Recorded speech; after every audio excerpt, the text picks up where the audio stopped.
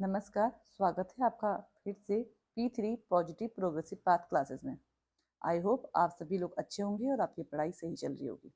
तो चलिए स्टार्ट करते हैं आज उत्तराखंड की क्लास। उत्तराखंड में हमने लास्ट में पढ़ा था दलीप चंद्र। इनकी लक्ष्मी चंद के बाद उसका बेटा राजा बनता था दलीप चंद्र, लेकिन उसे टीबी यानी कि क्षय रोग हो गया था, उससे उसकी मृत्यु हो गई थी। उसकी मृत्यु होने के बाद जो राजा बना उसका नाम है विजय चंद। तो आज हम देखेंगे इससे आगे दलीप चंद्र से आगे जो नेक्स्ट राजा आता है वो आता है विजय चंद। विजय चंद, तो थोड़ा सा देखते हैं, पहले समझ लेते हैं विजय चंद ने क्या काम किया या इसके कुछ इंपॉर्टेंट फैक्ट है इससे रिलेटेड, तो ध्यान देना। अब जैसा नाम से है विजय चंद्र, ये वी से जो राजा आ रहे हैं वो बहुत विलासी प्रवृत्ति के हैं।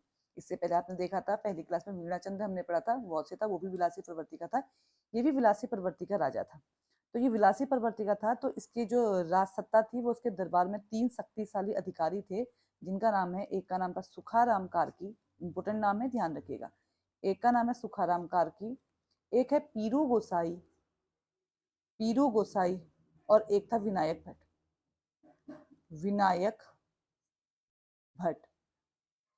ये तीन क्या करते हैं, सत्ता को अपने हाथ में ले लेते हैं, कि यहाँ अधिकार करने लगते हैं और जो जनता है, ये जो राज्य है, उस पर बहुत ज्यादा अत्याचार करते हैं।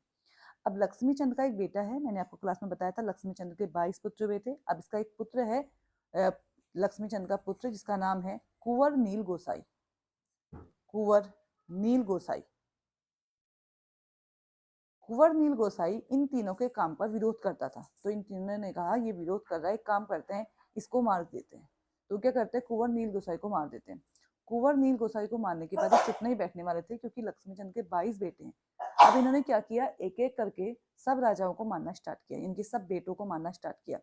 लेकिन दो जो बेटे हैं, एक है विमल चंद्र, लक्ष्मी चंद का बेटा विमल चंद्र, और एक है नारायण चंद्र, विमल चंद्र और नारायण चंद्र, ये भाग जाते हैं चंद्रराज से।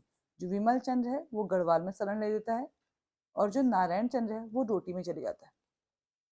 और इसी बीच जो सुखाराम कार्की है, सुखाराम कार्की है, वो जो राजा है विजय चंद्र, इसकी हत्या करवा देता है। विजय चंद्र की हत्या करवा देता है। ये तीन इस फिराक में थे कि हम राजा बनेंगे, लेकिन इसी समय जो चंद्र राज्य के और लोग हैं उन उसमें दो दल बन जाते हैं। एक दल का नाम है फर्तियाल दल और एक है मेहरा दल। जो मेहरा दल है वो राजा बनाना चाहते हैं त्रिमल चंद को, और जो फर्तियाल दल हैं वो राजा बनाना चाहते हैं नारायण चंद्र को, जो यहाँ चले गया था डोटी में, नारायण चंद्र को। इन दोनों दलों के बीच में बहस होती है, विवाद उत्पन्न होता है, और इस विवाद में मेहरा दल सफल हो जाता है। इनकी विजय चंद के बाद जो राजा बनता है वो बनता है त्रिमल चंद। तो चलिए, आप नोट्स बना रहे होंगे तो आप लोग लिखिएगा, नोट्स बनाइएगा। लिखना, दलीप चंद्र के बाद विजय चंद्र राजा बना, वह विलासी प्रवृत्ति का था, वह विलासी प्रवृत्ति का था, विलासी प्रवृत्ति का था। इसकी विलासता के कारण, इसकी विलासता के कारण, विलासता के कारण राज दरबार के, राज दरबार के शक्तिशाली अधिकारी, शक्तिशाली अधिकारी, अधिकारी, अब ये अधिकारी कौन है, सुखाराम कार्की, पूरा लिखिएगा, सुखाराम कार्की, पीरू गोसाई और विनायक भट्ट, विनायक भट्ट के हाथों में सत्ता रही, के हाथों में सत्ता रही।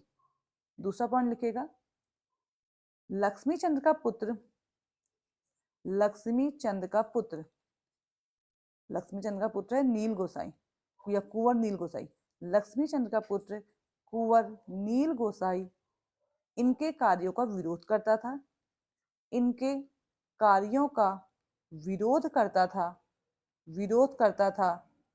इसलिए इन्होंने कुंवर नील गोसाई की हत्या करवा दी, इसलिए इन्होंने कुंवर नील गोसाई की हत्या करवा दी, लिख लीजिएगा, हत्या करवा दी। अब नेक्स्ट पॉइंट लिखना, इसके पश्चात, इसके पश्चात इन्होंने लक्ष्मी चंद्र के पुत्रों को, लक्ष्मी चंद्र के पुत्रों का, लक्ष्मी चंद के पुत्रों का एक एक कर एक एक कर वध करना शुरू किया, वध करना शुरू कर दिया,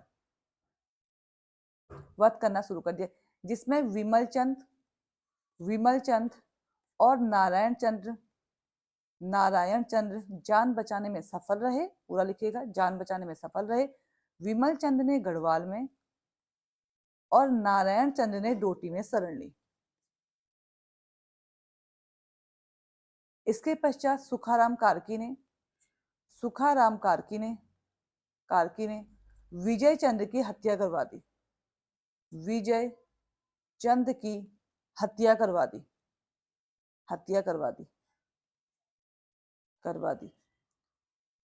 अब लिखना हत्या के विजय चंद की हत्या के बाद मेहरा व फर्तियाल दल के बीच राजा बनाने का विवाद उत्पन्न हो गया, राजा बनाने के लिए पूरा लिख लीजिएगा, विवाद उत्पन्न हो गया,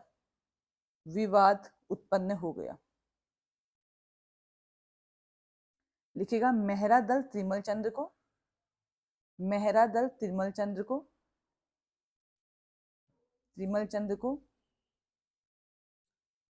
और फर्तियाल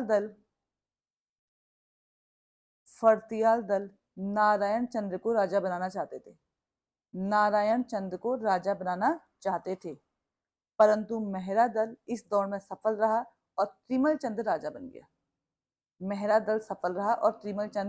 बन गया। तो इसके बाद जो हम पढ़ेंगे नेक्स्ट विजय चंद्र के बाद जो नाम आता है वो आता है त्रिमल चंद्र का। अब देखिए त्रिमल चंद्र ने क्या किया। त्रिमल चंद्र की अपनी कोई संतान नहीं थी, पहले थोड़ा समझ लेते हैं। त्रिमल चंद्र जो है इसकी अपनी कोई संतान नहीं है और ये चाहता है कि विजय चंद्र के समय जो अत्याचार हुए हैं लक्ष्मी चंद्र के पुत्रों के लिए, तो मैं उन्हीं के वंशों को ही आगे उत्तराधिकारी नियुक्त कर देता हूँ।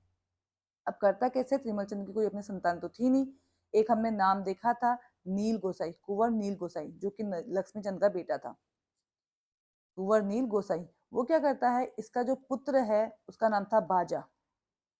उसे पता चलता है कि नील गोसाई का एक पुत्र है बाजा, जिसे कि वहां की दासियां देखती थी। तो उसने क्या करा, इस बाजा को अपना उत्तराधिकारी नियुक्त करा और यही बाजा बाद में कहलाया बाज बहादुर चंद।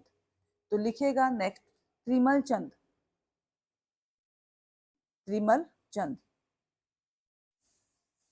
इसमें लिखिए त्रिमल चंद ने गद्दी पर बैठते ही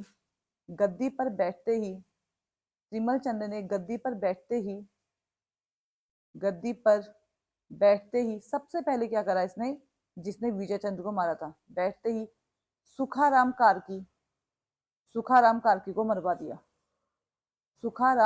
को मरवा दिया। अब एक और नाम था हमें विनायक भट्ट, याद है ना, और विनायक भट्ट की आंखें निकलवा दी, और विनायक भट्ट की आंखें निकलवा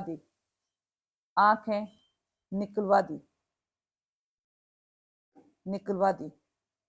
अब एक और बच गया था, कौन था, पीरू गोसाई। तो पीरू गोसाई है वो बेचारा खुद ही आत्महत्या कर लेता है। पीरू गोसाई ने प्रयाग जाकर के आत्महत्या कर ली।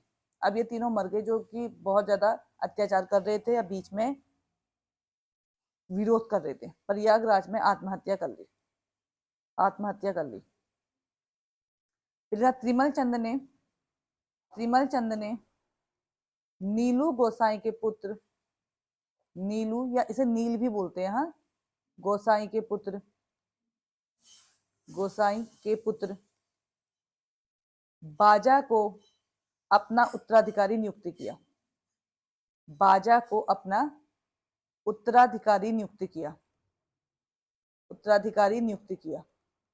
यही बाजा बाद में बाज बहादुर चंद्र कहलाया। तो ये जनरली आपके पास है बाज बहादुर चंद्र नाम से आता है। यही बाजा बाद में बाज बहादुर चंद्र कहलाया। चंद्र कहलाया।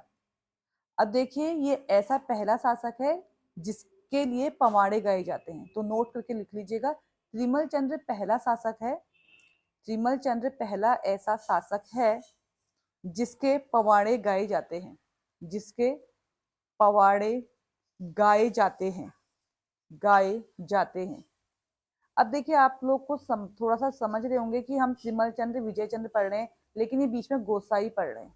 तो चंदों के जो छोटे राजकुमार थे, यानी कि जो छोटे बच्चे हुआ करते थे, जो भी राजा के जो बच्चे हैं राजकुमार, उनको गोसाई कहकर संबोधित किया जाता था। तो लिख लीजिएगा गोसाई और डैश करके लिख लीजिए आगे। चंदों के छोटे राजकुमारों को, चंदों में छोटे राजकुमार को, छोटे राजकुमार को गुसाई कहकर, गुसाई कहकर संबोधित किया जाता था, संबोधित किया जाता था। तो ये कुछ इंपोर्टेंट बातें थी त्रिमल चंद्र की। तो हमने चंद्र राजवंश में त्रिमल चंद्र तक पढ़ लिया है। इसके बाद जो राजा आता है वो आता है बाजा, यानी कि बाज बहादुर चंद्र। बाज बहादुर चंद्र बहुत इंपॉर्टेंट राजा है और इसने बहुत सारा काम किया, इसके समय बहुत सारा काम हुआ है। तो ये अपने आप में एक बहुत बड़ी क्लास होगी बाज बहादुर चंद्र की, जो कम से कम 20 से 25 मिनट की होगी। तो नेक्स्ट क्लास में हम देखेंगे बाज बहादुर चंद्र।